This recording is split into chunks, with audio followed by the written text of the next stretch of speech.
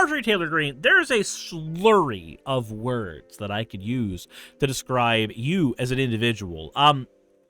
There's also a lot of potentially stochastically terroristic things I would like to say involving you and your office and the people who work for you.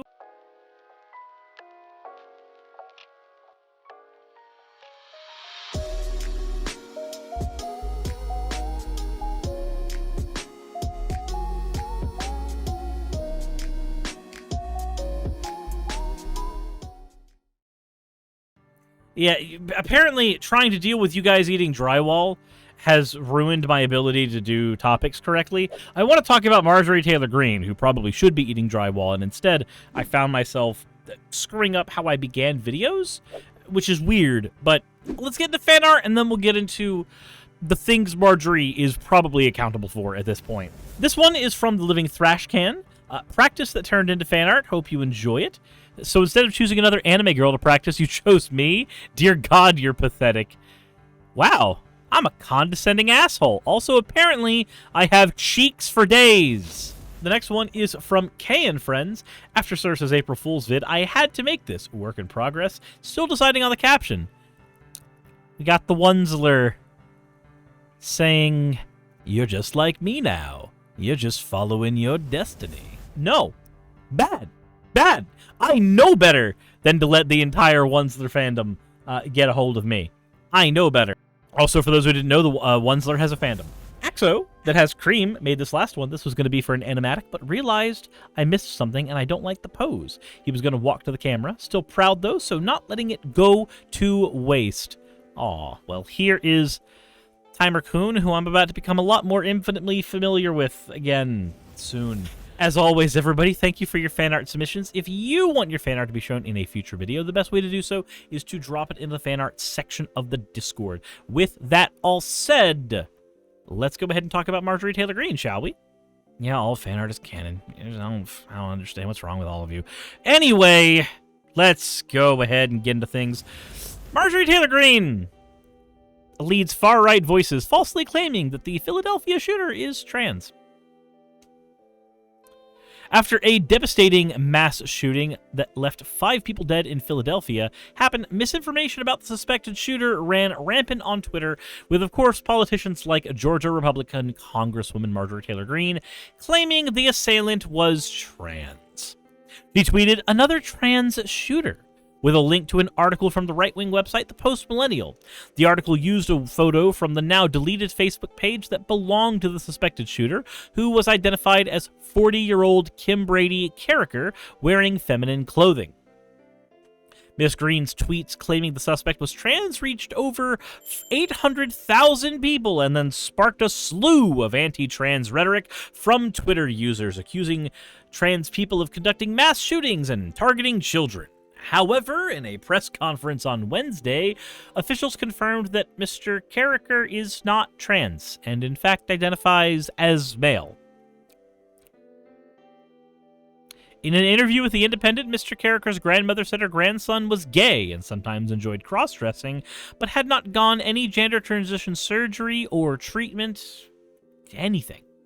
The Independent reached out to Ms. Greene's office for comment. Several right-wing figures on Twitter used the article and photo of Mr. Carricker to falsely blame mental health crisis for trans people that target children for mass shootings. I just want to go ahead and say this right now. Marjorie Taylor Greene, there's a slurry of words that I could use to describe you as an individual. There's also a lot of potentially stochastically terroristic things I would like to say involving you and your office and the people who work for you, but I'm not going to do that because one day, maybe, you'll turn into a better person. Maybe, one day, somehow, when you're no longer swimming in right-wing fucking propaganda money, maybe you'll become a better person who doesn't spread misinformation that leads to more people of a minority group getting targeted in such a way that they get explicitly harmed, and it ends up being literally directly a result of your rhetoric, because people who are your fans and your constituents do things because you tell them to. If you pretend for a moment that you don't have any amount of power or any amount of influence when you are literally able to influence what laws get passed in the United States, then I don't know how to tell you that you're batshit fecking insane.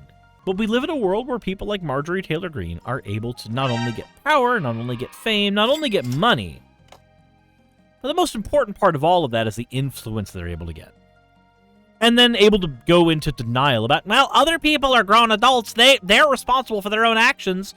Yeah, and there is a certain level of responsibility that you hold yourself in case people do things as a direct result of your words. Just like I will hold a certain level of responsibility, whether it be personal, ethical, or otherwise, if somebody were to do something to you as a direct result of me saying, oh, would somebody rid me of this bothersome green? If I were to do anything like that, then it would be reasonable to say that there is a certain level of accountability that I would have, because again, that is a statement that is not quite insightful, but is bordering on it quite a bit. Marjorie, when you do shit like this, when you post about trans people in this way, you directly affect people's actions. But here's the thing. I feel like the cynical part of me has to understand that she knows that's the case. She knows her influence will lead to trans people being hurt, and that's the goal. What I want to be able to do is I want to be able to sit in her shoes and try to think of this from her perspective in a way that makes her seem reasonable. One of the most important things, and I've pointed it out on my channel before, and I'll continue to point it out as we go forward with anything, is that it's very important to be able to speak the language of your opposer. It's very important to be able to step into their shoes, understand where they're coming from, and then act in your conversations with them based on how you know they feel, on how you know their rationale works. The problem is, there's a certain point where it's almost impossible to assume good faith here. It's almost impossible to assume anything other than a direct, deliberate attempt to cause harm. Because here's the thing, and there was a very long comment that I got a few days ago that talked about this. If you assume good faith in every single one of these actors, then you assume that somebody like Marjorie Taylor Greene is doing this not because of the feedback loop of her constituents getting super happy and hard-oned because she's saying things about trans people that is negative, and that's the flavor that the Republican Party has decided to go with, all of them, it seems, unilaterally. The good faith assumption is that, oh, she just doesn't know. One, when you are a politician and you have the level of influence that she has, you owe it to yourself to know.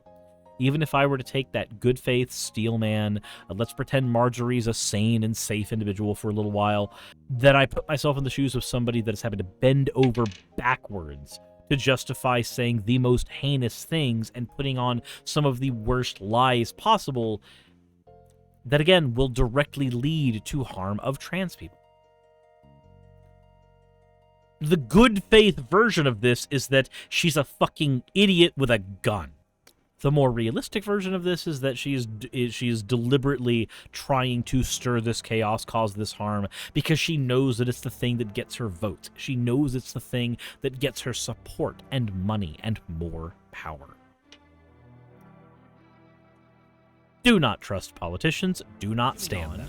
Conservative political commentator Tommy Lauren retweeted the post, claiming the shooter was trans and used it to promote the notion that guns are not the cause of mass shooting. Yeah, it's not the guns, it's the trans people.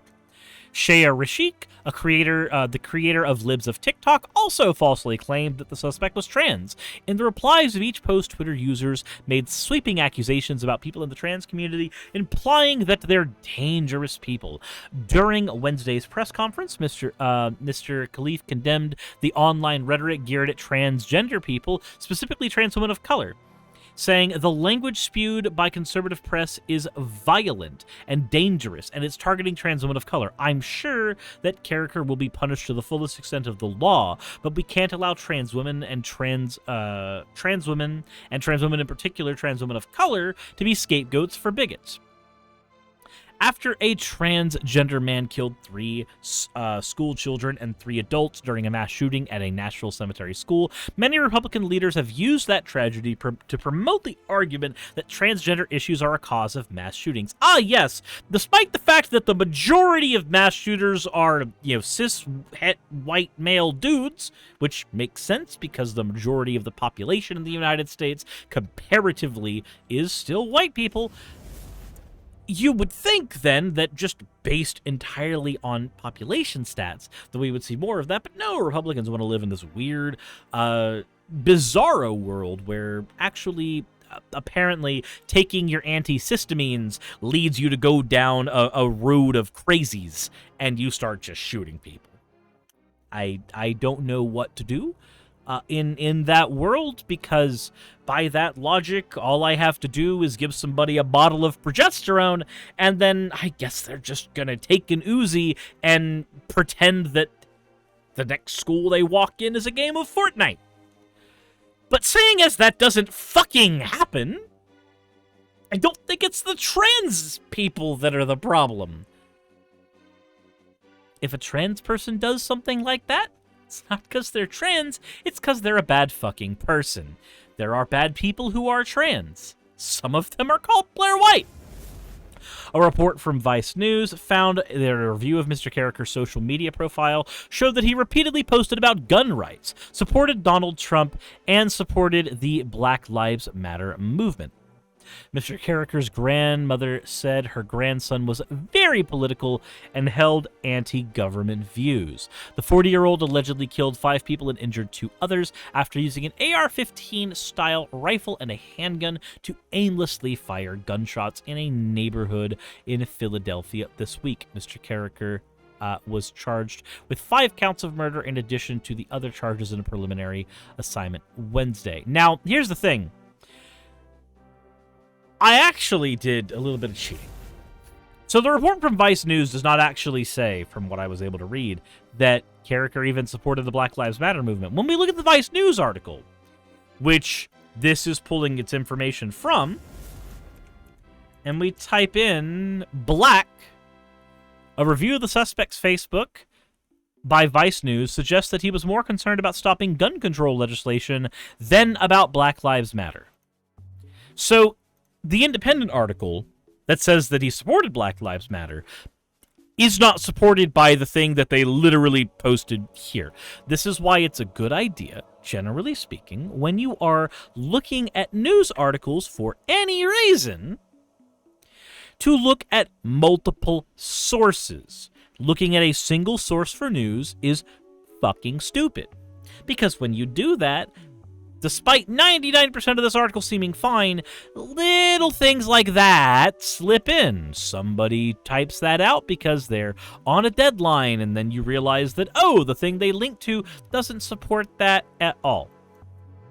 And then, if we just check our bases real quick and type in BLM instead, members of the far-right group also jumped on a single image of a clenched fist on the suspect's Facebook page to claim that they've been identified as a trans/BLM activist, even though there was no evidence beyond the single picture to suggest that they were an activist.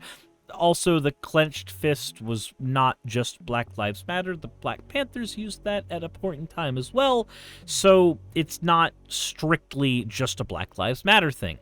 There's more than one reason they could have had that on there. But this is why we have to check for misinformation. It is very, very important. But the other thing to note here with all of this is that Marjorie Taylor Greene, despite the fact that there is a wealth of evidence showing that she is wrong, will still have people echoing her words. Because that is unfortunately how this works. And I hate it. Because realistically, we shouldn't live in a world where one of our politicians can send this kind of message out without there being some kind of actual pushback. And I don't mean people on Twitter saying shit, because people on Twitter are saying shit on both sides. I mean actual legal accountability. There's a certain point where you have to be accountable for the words you're saying about an entire group of people. But unfortunately, our legal system is set up in such a way where if I say somebody should kill this particular person, or this particular person ought to die, then that can be seen as inciting. But if I say the Jews deserve death, or the blacks deserve it, or the transes, or the gays, or any group here, suddenly I'm infinitely less accountable for it, because there's a whole bunch of legal wiggle room when you say statements like that. Oh, it must have been hyperbole. Oh, they didn't mean it that way. Oh, how would somebody even do that? It would be ridiculous to try to genocide an entire group of people, despite the fact that America has already tried to do that before, despite the fact that Germany has already tried to do that before, despite the fact that genocides are a thing that humankind is awful at finishing, but pretty fucking good at starting. And yet, when somebody says a statement about an entire group as a whole, there is less way to give any type of legal pushback to them than with an individual person. And I can understand some of the reasons why our system is set up that way. We have freedom of speech. We have a way to make sure that people are held accountable for inciting actions on particular individuals. But still,